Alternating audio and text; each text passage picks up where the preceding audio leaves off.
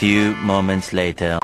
Hello everyone, we are from group 5. Okay, currently we are on a working project. So now we are going to be making a video explaining about some pictures that we take from the Iron Mall. So before we get into the video, let us introduce ourselves first. My name is Nur Padillan Watyana, and the second, Assyifa Ayuninda. the last one. Eviola, zaneti. Okay guys, without any further ado, let's get started. Let's check it out. Okay, guys. Now I'm gonna start by explaining mathematic analysis about the first sign, find kitchen or tempat pengambilan peralatan makan. So from pragmatic perspective, the sign function as the directive speech, etc. According to speech, etc. theory, the directives are entranced intended to make the hearer perform an action, even though the sign doesn't explicitly use imperative verbs such as return or verb. The meaning is clearly understood by readers due to contextual cues. The sign relies heavily on contextual implicator in a food court environment. Customers are socially expected to clear their trays after eating. Therefore, readers infer the intended meaning. Customers are expected to return their used trays and eating to this station. Okay, and now I'm a second speaker. I wanna explain about semiotic analysis theory by Roland Barthes in Science Fine Kitchen. According to Roland Barthes, signs operate on multiple levels of meaning, denotation, connotation, and myth. First is denotation. Denotation in Fine Kitchen, the wording is literal, clear, and informational. The sign's placement above the station strengthens its literal meaning by connection text with physical space. And the second is connotation. Connotation at the connotation level, the sign represents broader ideas such as clean lines and hygiene. And then order and discipline efficiently in public space, customer responsibility. The press self-return implies that customers are responsible for maintaining clean lines without assistance from staff. The moderns design clear typography suggests professionals and organized system. And the last is myth. At the level myth, the sign naturalizes the idea that a good and civilized customer cleans up after themselves. This reflects modern urban values such as environmental awareness, self-discipline, and collective responsibility. And then the myth it promotes the ideology that self-service behavior is normal, contemporary public dining space. So, guys, I'm the third speaker and I'm going to explain about linguistic landscape analysis in the sign Fine Kitchen. From the perspective of linguistic landscape, this sign is public written text displayed in a commercial environment in the mastheads. The strategic use be bilingualism. The Indonesian language, tempat pengembalian peralatan makan, function as the information language, addressing local visitors and answering analytic for the primary audience. Meanwhile, English self-return tri-station serves both an informational and symbolic role. Symbolically, English represents modernity, global standard, international accessibility. Okay guys, the second sign is hand wash area or area cuci tangan. From pragmatic perspective, the sign hand wash area or tempat cuci tangan function as both an informative and directive speech, etc.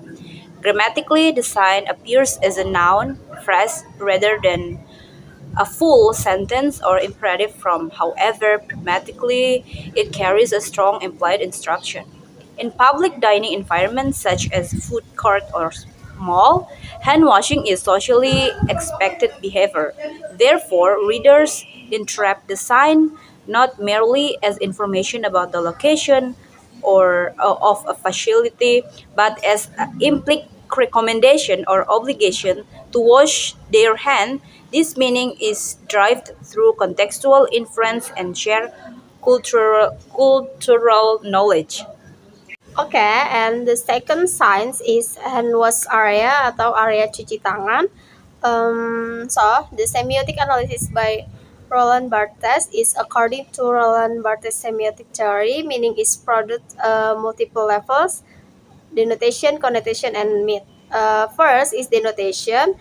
At the denotation level, the science directly means this area is designed for washing hands. The text is literal, ambiguous, and refers by its physical placement near scenes or sanitation facilities. There is no hidden or ambiguous meaning at this level. And the second is connotation. At the connotation level, the sign communicates broader social meanings such as hygiene and cleanliness, health consciousness, and personal responsibility. And the last is public order and discipline. The use of uppercase letters emphasize importance and authority. The clean, minimalist design and high contrast colors convey seriousness and professionalism, suggesting that hand washing is an essential practice rather than a casual option. And at the level of myth, the sign constructs and reinforces the ideology that cleanliness equals morality and modernity. It naturalizes the belief that responsible and civilized individuals automatically wash their hands in public space. This made position hygiene as a social obligation and a market of good citizenship. Over time, the practice of handswings becomes normalized and unquestioned, reinforcing dominant discourses about health, discipline, and social order. Next, guys, I'm the third speaker and I'm going to explain about linguistic landscape analysis from the sign Fine Kitchen. From the perspective of linguistic landscape, the sign is public written text displayed in a commercial environment and demonstrates the strategic use of linguism. The Indonesian language, tempat pengembalian peralatan makan, function as the informational language addressing local vision tracing clarity for the primary audience. Meanwhile, English self-region translation surface both an informational and symbolic role. Symbolically, English represents modernity, global standards, and international accessibility. As for the tree sign is priority or tempat prioritas. So from a pragmatic perspective, the sign perform a directive speech, etc. Although uh, it doesn't explicitly command people using imperative sentence, it indirectly instruct the public to give priority to certain groups. The meaning of the sign depends on the context, such as public transportation or public facilities, where seating or access is commonly practiced. The sign relies on social assumption that elderly people, disabled individuals, and children require more assistance consideration.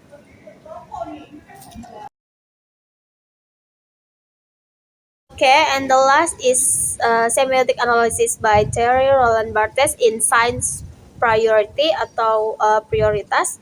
The denotation level, the sign simply shows image of an elderly person, a disabled person, and an adult with a child, along with the word priority. These elements literally indicate who is entitled to priority.